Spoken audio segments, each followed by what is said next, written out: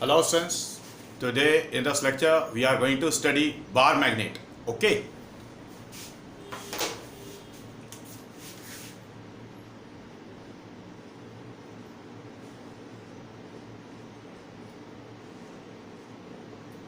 Now since all of you are familiar with the bar magnets, okay, but since there are some physical quantities which are associated with the bar magnet, and in today's lecture we are going to study those properties. Okay, first of all, what is a bar magnet?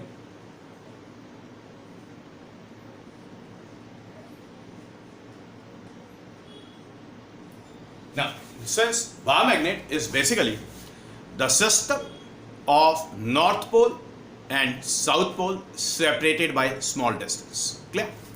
Yeah. This specimen is called a bar magnet.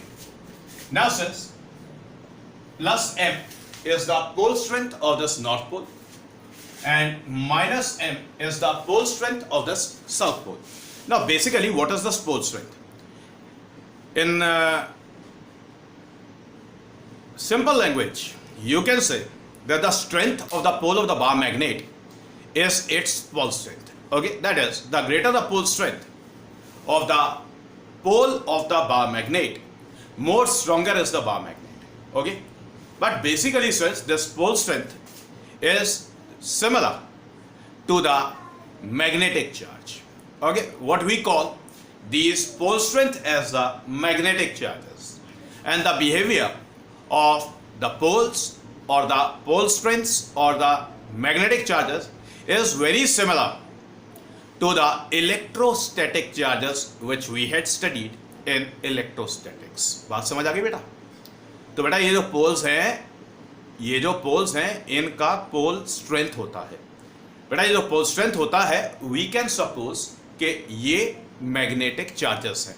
समझ आ गई बात? अब बड़े ध्यान से देखिए बेटा, ये जो प्लस माइनस एम है, प्लस माइनस स्मॉल एम, इसको बोलते हैं pole strength of bar magnet. Pole strength of bar magnet. Clear हो गई बात? अब ध्यान से देखिए बेटा, दोनों के दोनों poles, the north pole and the south pole, they are separated by some distance. Now the distance between the two poles is called the length of the dipole. We call this as the length of the dipole. Okay, the simplest bar magnet is nothing but the bar magnet is the magnetic dipole. Magnetic dipole. Got it? Okay बेटा, बात समझ आ गई? Clear हो गई बात? Now the SI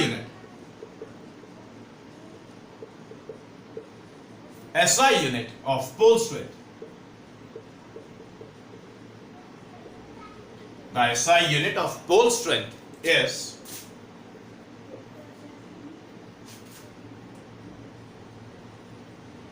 ampere metre.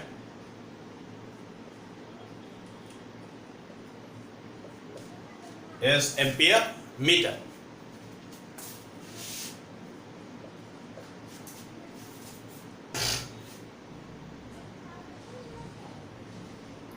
Okay, now since the bar magnet is the magnetic dipole, now the magnetic dipole moment, the magnetic dipole moment, बेटा magnetic dipole moment bar magnet का होता है. मैग्नेटिक डाइपोल मोमेंट को define कैसे करेंगे? It can be defined as the product. It is defined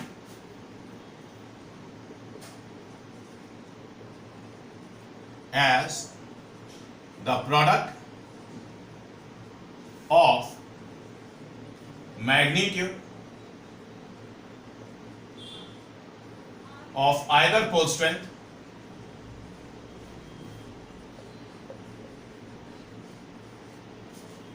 and the length of magnetic dipole. बेटा बात समझ आ गई? मैग्नेटिक डाइपोल मोमेंट बेटा बार मैग्नेट का होता है of bar magnet is defined as the product of the magnitude of either pole strength and the length of the magnetic dipole. बात समझ आ गई बेटा? इसको डिनोट कैसे करेंगे? कैपिटल M वेक्टर से डिनोट करना है and it is written as small m multiplied with 2l vector. Clear? Okay. और बेटा इसका जो SI यूनिट होता है, its SI unit is ampere meter square. Its SI unit is ampere meter square. बात समझ आ गई? जल्दी से कॉपी कर लें.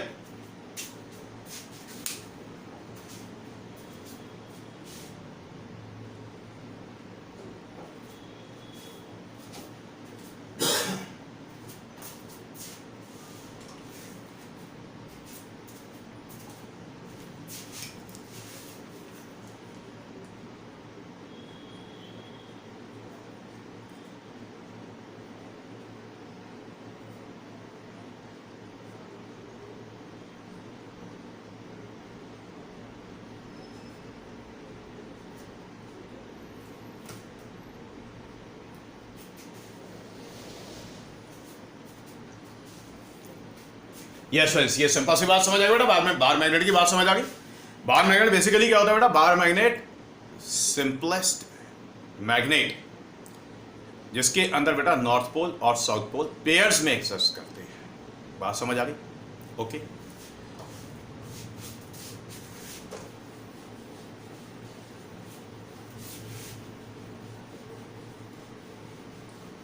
बेटा बार मैग्नेट को आप लिख सकते हैं, it is the system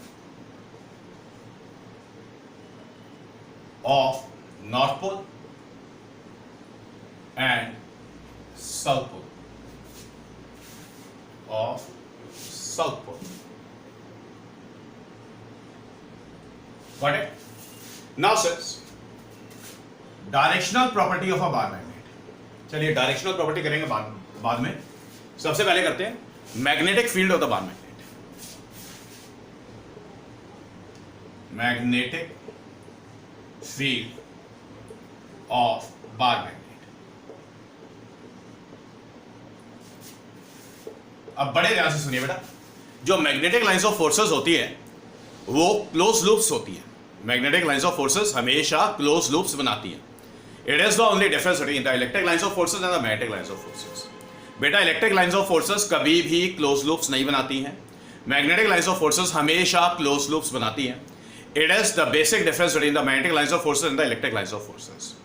The rest of the properties of the magnetic lines of forces and the electric lines of forces, they are almost same. Clear? Okay. Now the pattern of the magnetic field of the bar magnet. बड़े ध्यान से देखिए बेटा.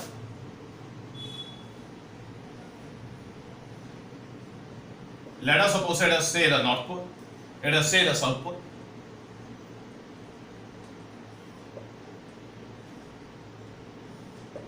देखिए सिर्फ मैं सिर्फ तीन मैग्नेटिक लाइंस ऑफ फोर्सेस को मार्क कर रहा हूं.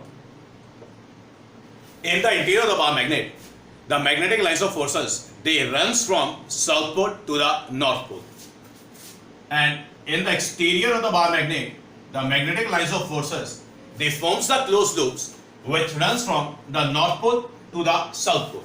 क्लियर हो गई बात? क्लियर? अब बड़े ध्यान से सुनिए. जो मैग्नेटिक लाइंस ऑफ फोर्सेस है they are crowded near the poles of the bar magnet. Important बात है, the magnetic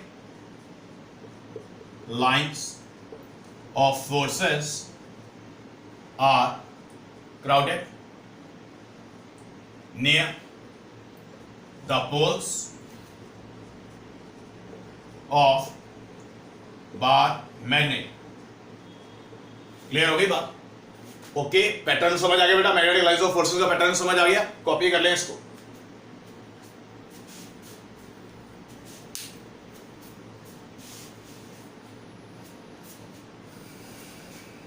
done.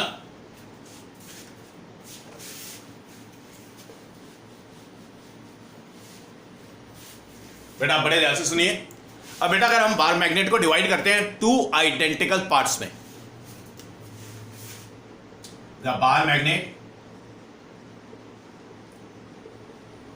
is divided into two identical parts. Clear? देखिए, पहला about the transverse access.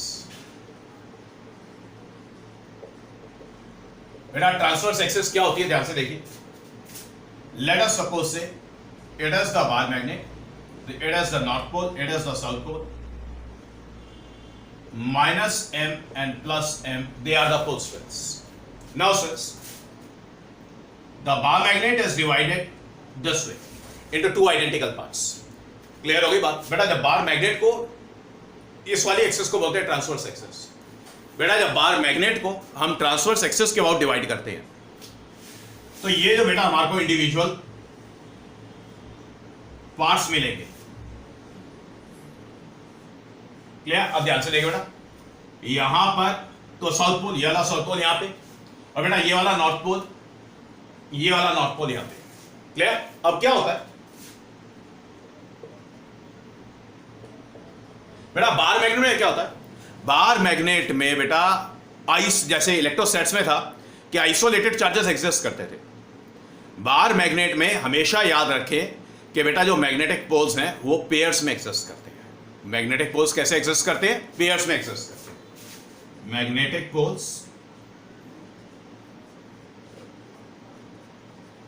Exist in pairs. तो बेटा देखिए, अगर magnetic poles हमारे पेयर्स में एग्जिस्ट करते हैं तो क्या होता है? जैसे बेटा आपने इस बार मैग्नेट को टू आइडेंटिकल पार्ट्स में डिवाइड किया, बेटा ये वाला साउथ पोल तो यहां पे माप हो गया। अब ये वाला जो एंड है ये ऑटोमेटिकली नॉर्थ पोलैरिटी एक्वायर करेगा और इसका जो पोल स्ट्रेंथ होगा दैट विल बी प्लस है। क्लियर? अब ध्यान से दोबारा देखिए बेटा, इस वाले पीस को देखिए। बेटा यहां पर नॉर्थ पोल था तो ये वाला एंड तो नॉर्थ पोल ही रहेगा, लेकिन बेटा ये वाला जो एंड है ये साउथ पोलैरिटी एक्वायर करेगा और यहां पर जो पोल स्ट्रेंथ होगी दैट विल बी माइनस है। बात समझ आ गई? तो बेटा जब बार मैग्नेट को आप ट्रांसवर्स एक्सेस के अबाउट डिवाइड करते हैं तो बेटा हमेशा इसको याद रखें कि मैग्नेटिक पोल्स हमेशा पेयर्स में एग्जिस्ट करते हैं। मैग्नेटिक पोल्स कैसे एग्जिस्ट करते हैं? पेयर्स में एग्जिस्ट करते हैं। मतलब बेटा अगर नॉर्थ पोल है तो नॉर्थ पोल के साथ में पक्का साउथ पोल एग्जिस्ट करेगा। आइसोलेटेड पोल्स एग्जिस्ट नहीं करते हैं। Isolated magnetic poles does not exist.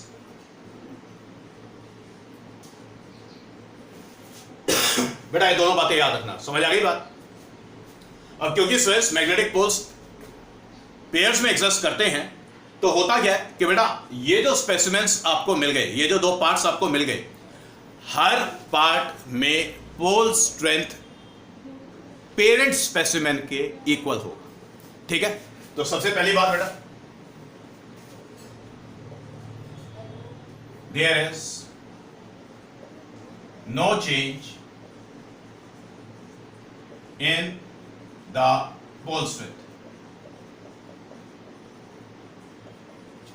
There is no change in the pole strength. मतलब क्या हो गया बेटा? मतलब हो गया pole strength of either piece is exactly equal to the pole strength of the parent specimen. That is the pole strength of each piece is equal to the pole strength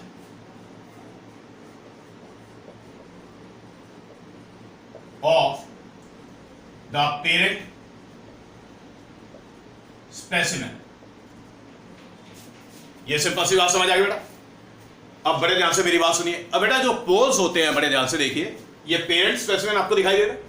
इस parent specimen में जो poles हमने mark किए हैं वो geometric edges से हल्के से अंदर होते हैं। जो पोल्स होते हैं ज्योमेट्रिक एजेस से हल्के से अंदर होते हैं। बात समझ आ गई? क्लियर हो गई बात? तो जब बेटा बार मैग्नेट को आप दो आइडेंटिकल पार्ट्स में डिवाइड करोगे तो क्या होगा? तो students length of the bar magnet, length of the bar magnet या फिर length of the magnetic dipole की बात करिए आप, length of the magnetic dipole हमेशा length of the bar magnet से कम होता है।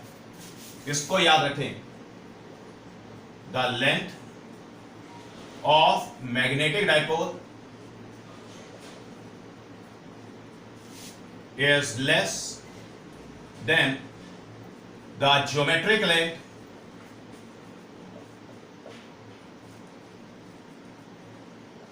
of the bar magnet.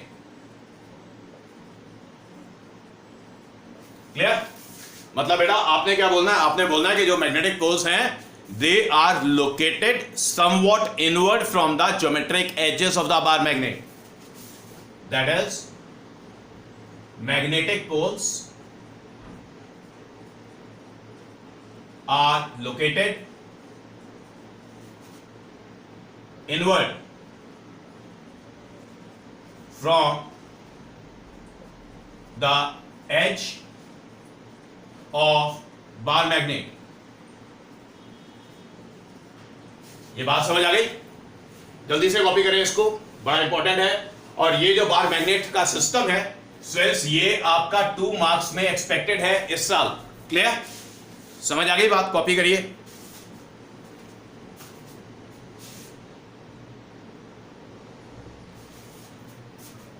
Students मैं देख रहा हूं कि फ्रेम में से यहां से कुछ कट रहा है, तो ये बार मैग्नेट लिखा हुआ है लास्ट में, ठीक है?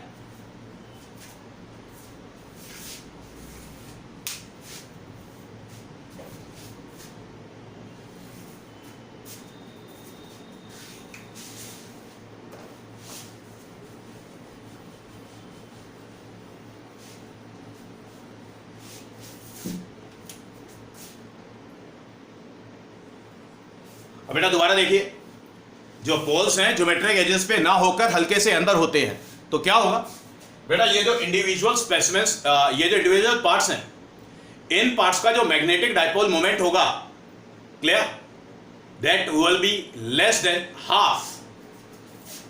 बेटा इसका जो मैग्नेटिक डाइपोल मोमेंट है,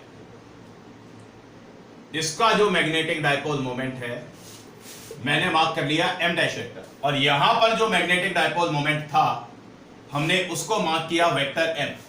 बात समझ आ गई? ओके, मतलब द मैग्नेटिक डाइपोल मोमेंट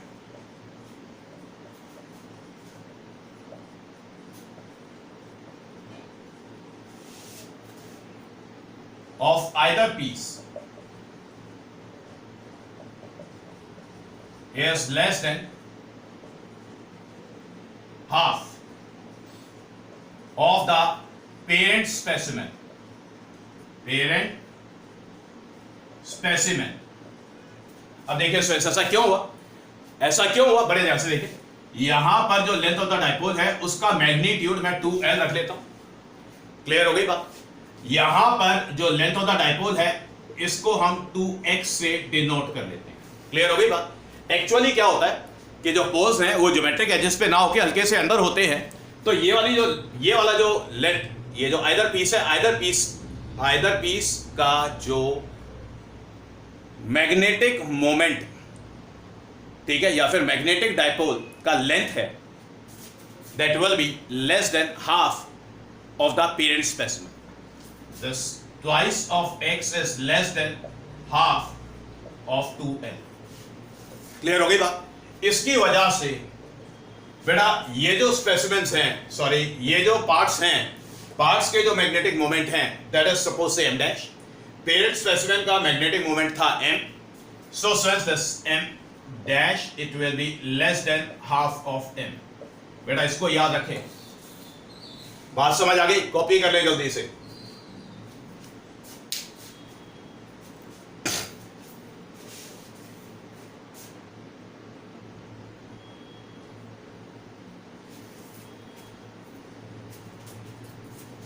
बात समझ आ गई? कॉपी हो गया? बेटा ये होती है ट्रांसवर्स एक्सिस, इसको याद रखें, परपेंडिकुलर, बार मैग्नेट की लेंथ के परपेंडिकुलर।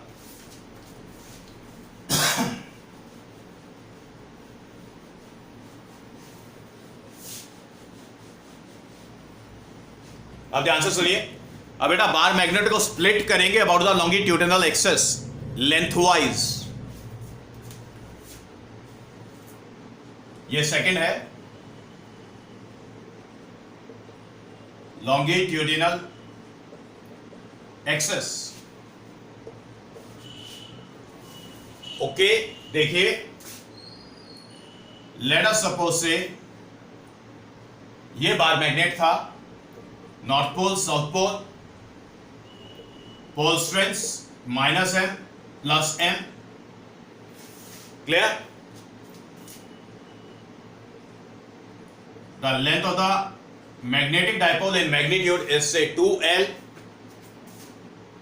अब बेटा देखिए, स्प्लिट कर रहे हैं बार मैग्नेट को लॉन्गिट्यूडनल एक्सिस के अबाउट. तो स्टूडेंट्स, हमें जो पीसेस मिलेंगे,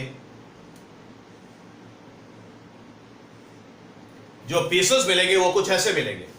ध्यान से देखिए, इधर नॉर्थ पोल था तो इस साइड पे नॉर्थ पोल रहेगा, यहां पर नॉर्थ पोल रहेगा, यहां पर साउथ पोल है तो यहां पर साउथ पोल रहेगा. बेटा, मैग्नेटिक डाइपोल मोमेंट की लेंथ में कोई चेंज नहीं आएगा. यहां पर क्या होएगा? मैग्नेटिक डाइपोल मोमेंट की लेंथ में कोई चेंज नहीं आएगा.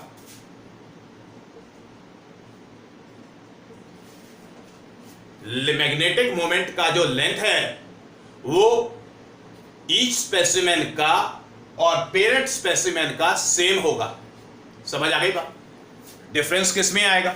जब बार मैग्नेट को आपने दो आइडेंटिकल पार्ट्स में डिवाइड कर दिया अबाउट द लॉन्गिट्यूडनल एक्सिस, तो बेटा बार मैग्नेट का जो मटेरियल है, जो नंबर ऑफ एटम्स या फिर मॉलिक्यूल्स हैं, एग्जैक्टली वो रिड्यूस होकर के हाफ हो गए, जिसकी वजह से pole strength of either piece becomes exactly half of the pole strength of the parent specimen. समझ आ गई ये बात? तो यहां पर बेटा ये -m/2 और यहां पर +m/2, यहां पर -m/2 और यहां पर +m/2. क्लियर हो गई बात? तो सबसे इंपॉर्टेंट क्या है? सबसे इंपॉर्टेंट है the pole strength of either piece becomes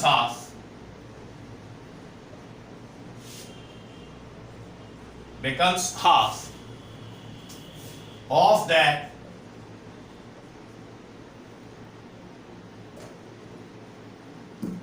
of the pole strength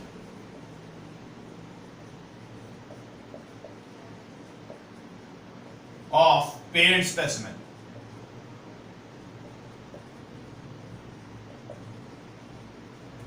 बेटा पोल स्ट्रेंथ एग्जैक्टली हाफ हो जाती है.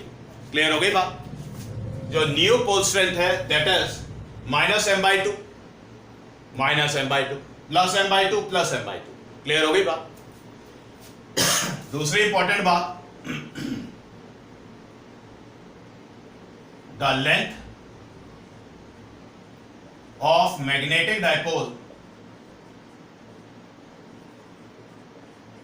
the length of magnetic dipole of each piece is equal to the length of magnetic dipole of parent specimen.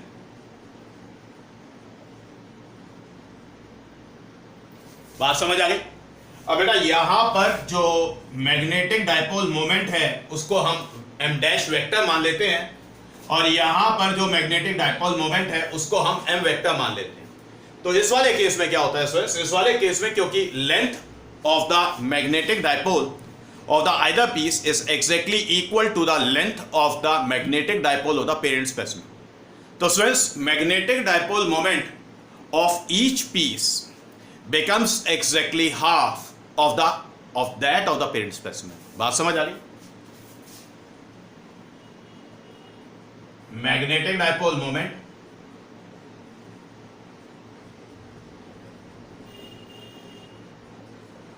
of each piece is half the magnetic dipole moment of the parent specimen.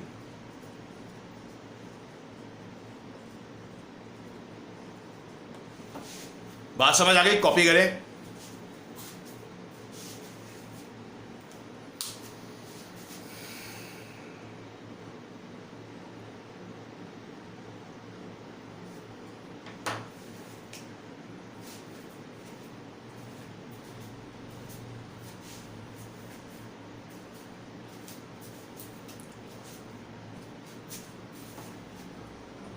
Yes, so it's done.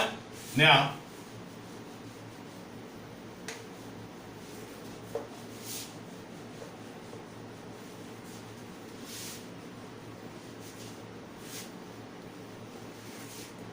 says the directional property of the bar magnet.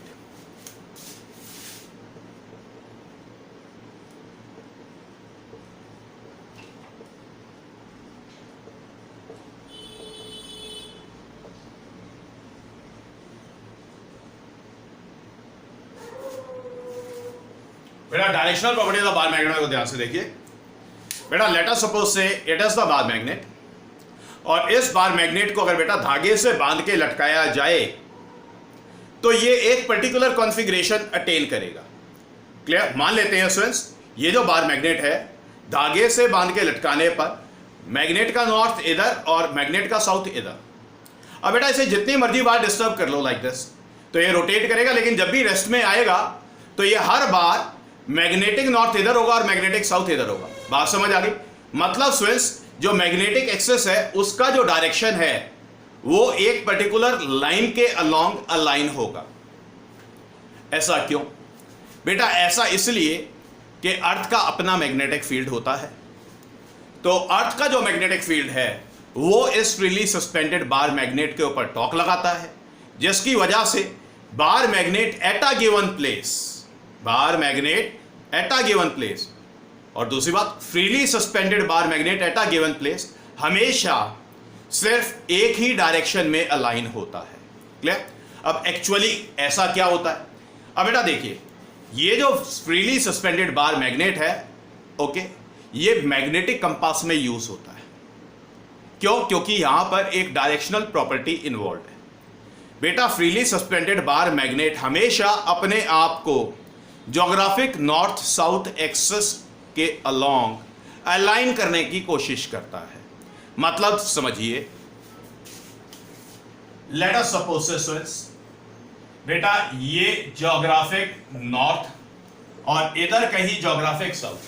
तो बेटा अर्थ का geographic north south axis अगर ऐसे है, और अगर बेटा इस बार मैग्नेट को हमें फ्रीली सस्पेंड कराना है एट द गिवन प्लेस, तो ये जो बार मैग्नेट है, freely suspended bar magnet at the given place,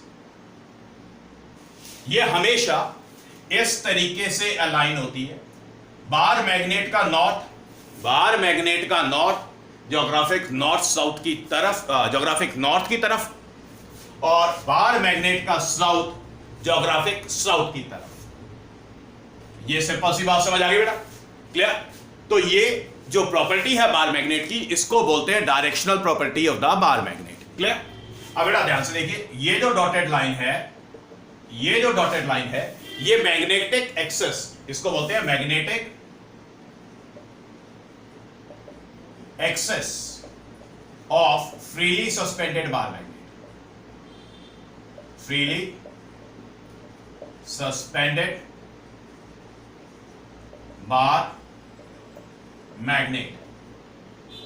clear हो गई बात? इसको बोलते हैं. ठीक है? अब ये जो डार्क लाइन आपको दिखाई दे रही है, जो हॉरिजॉन्टल लाइन है, ये geographic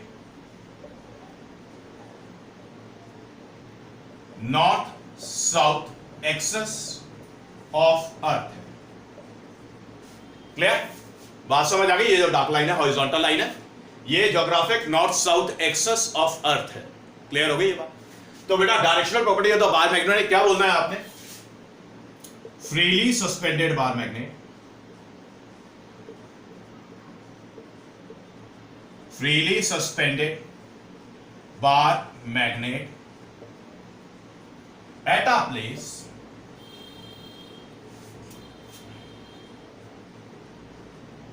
tends to align itself along the geographic north-south axis of Earth. Clear? अब बेटा ये जो डायरेक्शनल प्रॉपर्टी है, ये ही बार मैग्नेट, ये जो बार मैग्नेट का डायरेक्शनल प्रॉपर्टी है, ये ही मैग्नेटिक कंपास का बेसिक प्रिंसिपल है. क्लियर? इसीलिए स्टूडेंट्स मैग्नेटिक कंपास को नेविगेशन के लिए यूज किया जाता है. बात समझ आ गई? इस डायरेक्शनल प्रॉपर्टी को यूज करते हैं नेविगेशन पर्पसेस के लिए. Directional property of the bar magnet, it is used for navigation. Clear? It is used for navigation. Copy कर लें इसको.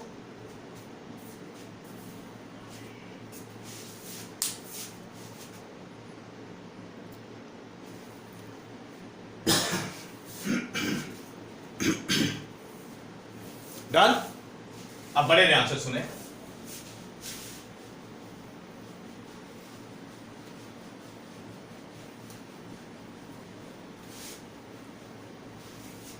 Yes, yes. Now the behavior of the bar magnet in the external magnetic field. Behavior of bar magnet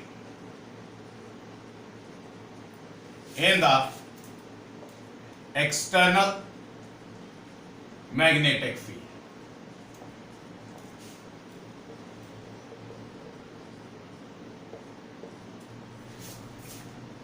देखिए friends, bar magnet start करने से पहले मैंने आपको समझाया था कि बेटा बार मैग्नेट के जो पोल्स हैं, उनकी जो पोल स्ट्रेंथ है, we can suppose that pole strength as the magnetic charge.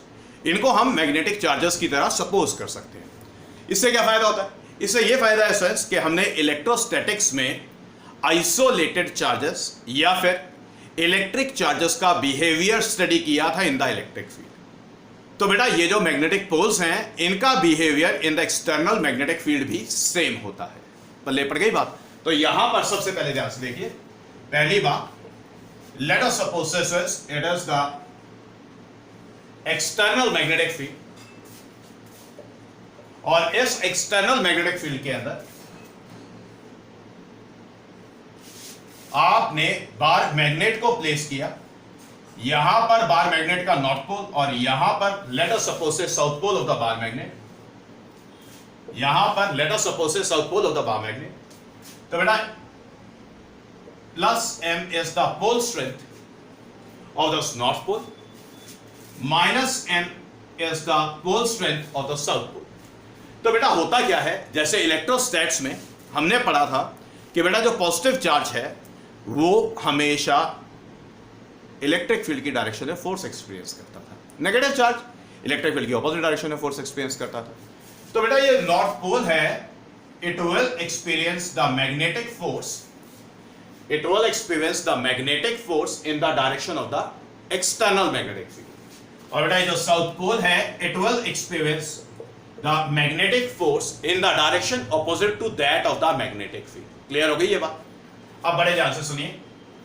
Vector F is written as M multiplied with B. बेटा इलेक्ट्रोस्टैट्स में जैसे charge multiplied with magnitude of charge multiplied with magnitude of the electric field होता था.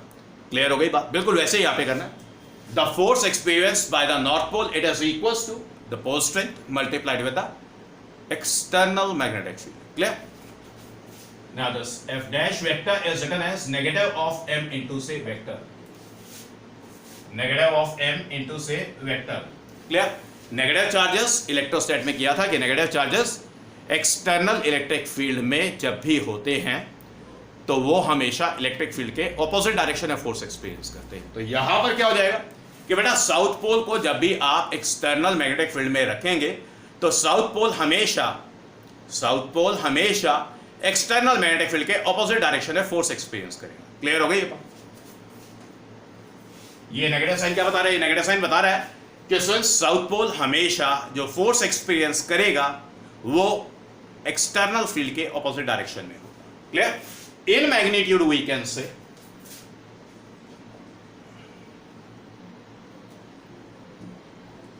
in magnitude we can say that this F is equals to say MB and this F dash is also equals to say M, where small m is the pole strength and B is the external magnetic field. Small m is the pole strength and B is the magnitude of magnetic field. Clear? समझ आ गई ये बात? जल्दी से इसको copy करें.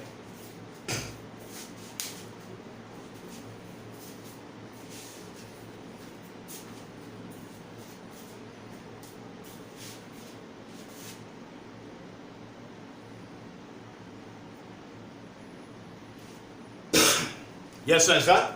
Now,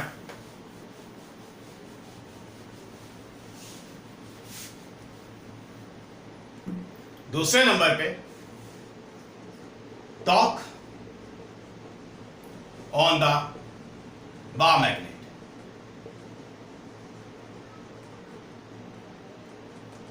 Due to the external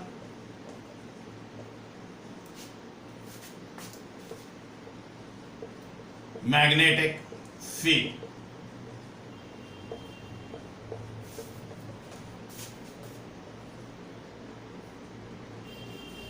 Let us suppose it as external magnetic field.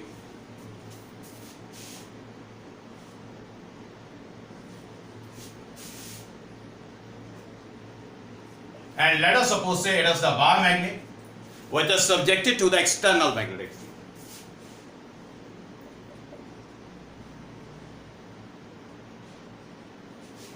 Pole strength, they are plus minus n.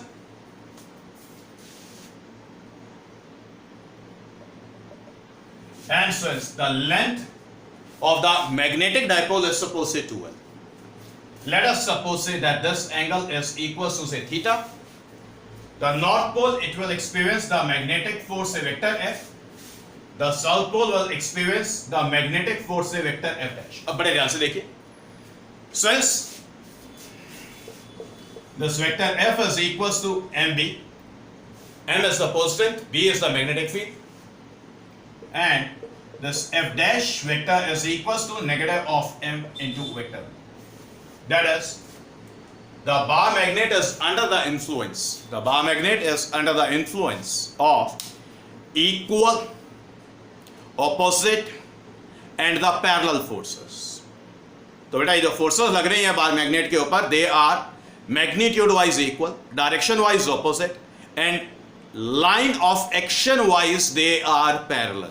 ध्यान से देखिए बेटा, line of action of force vector F dash ये हो गया, line of action of this force vector F ये हो गया. Clearly आपको दिखाई दे रहा है the bar magnet is under the influence of the two parallel forces which are in the opposite direction. पल्ले पड़ गई बात. तो याद रखिए बेटा, the net force on bar magnet, it is equals to say vector F plus say vector F dash, which is equals to M into vector B plus negative of M into vector B, which is equals to 0. The net force is 0. Simple सी बात समझ आ गई. जल्दी से copy करें क्योंकि मिटाना पड़ेगा मुझे.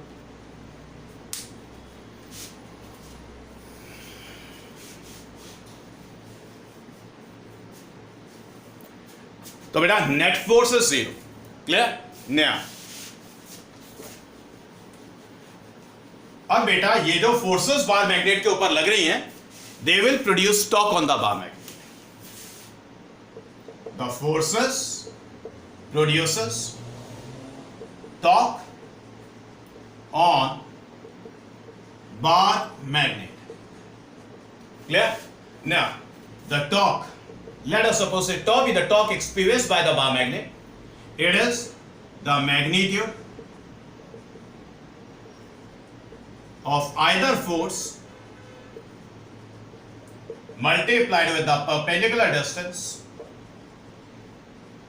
between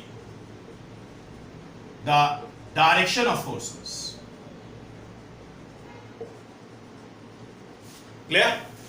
So students, we can say that the Stoke law is written as magnitude of either force, it is m into say b, multiplied with the perpendicular distance between the direction of forces. Let us suppose say,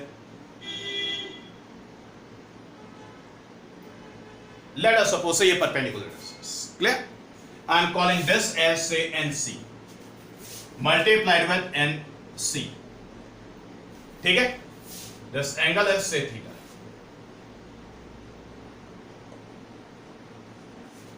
okay, समझ आ गई ये बात? अब बेटा right angle triangle दिखाई दे रहा है आपको, NCS. ये एंगल अगर थीटा है तो ये एंगल भी थीटा होगा. हमें परपेंडिकुलर डिस्टेंस NC का वैल्यू चाहिए, या NC का वैल्यू हम कैलकुलेट करेंगे in terms of the length of the magnetic dipole. बात समझ आ गई? ओके, कॉपी कर लिया, ये फिगर कॉपी कर ले. Done.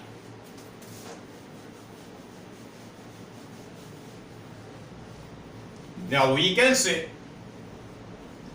that in the right triangle NCS, sine of theta NC divided by NS, and this NC is equals to NS multiplied with sine theta, and this NS is nothing but the length of the magnetic dipole, that is 2L. So this NC is written as say 2L say sin theta. बेटा NC का value यहां पर लगाएं. So this Stoke law is written as small m into capital B, small m pole strength, capital B magnitude of the magnetic field multiplied with 2L sin theta. Now the small m multiplied with 2L, what is it? It is the magnetic dipole moment. Vector m magnetic dipole moment.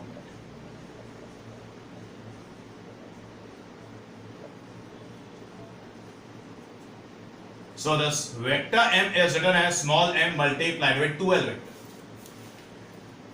Now we can say that the Stoke law is written as magnitude of vector m, magnetic dipole moment, multiplied with the magnitude of the magnetic field multiplied with sine of theta.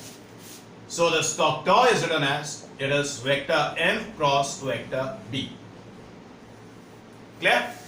We are going to call this as the equation number first. इसको equation number first बोले. समझ आ गई बात? जल्दी से इसको copy कर लें.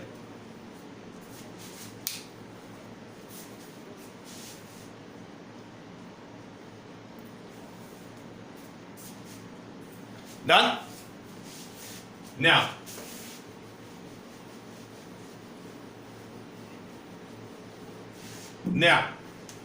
केसेस मैं यहां पे कर रहा हूं. Case first is, suppose say the theta is equals to 0 degrees, then when sin 0 is 0, so the Stoke law is 0, और ये stable equilibrium, यहां पर बार मैग्नेट कैसे होगा? Stable equilibrium का पोजीशन है. Case second, if theta is equals to say 90 degrees, तो sin 90 1, the torque will be maximum, and the maximum value magnitude of the magnetic dipole moment multiplied with the magnetic field. Clear? Case third is, suppose that theta equals to 180 degrees, sin 180 degrees is equals to 0, so the Stoke law is 0, और ये unstable equilibrium, यहां पर unstable equilibrium. Clear? तो theta equals to 0 पे stable equilibrium होता है, theta equals to 180 degrees पे unstable equilibrium होता है. क्लियर हो गई बात? ओके, जल्दी से कॉपी करें.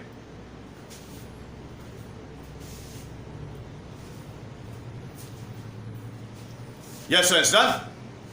तो आज एक काम करते हैं, आज स्टूडेंट्स यहां तक करते हैं, इसके बाद नेक्स्ट लेक्चर में डिस्कस करेंगे. ओके.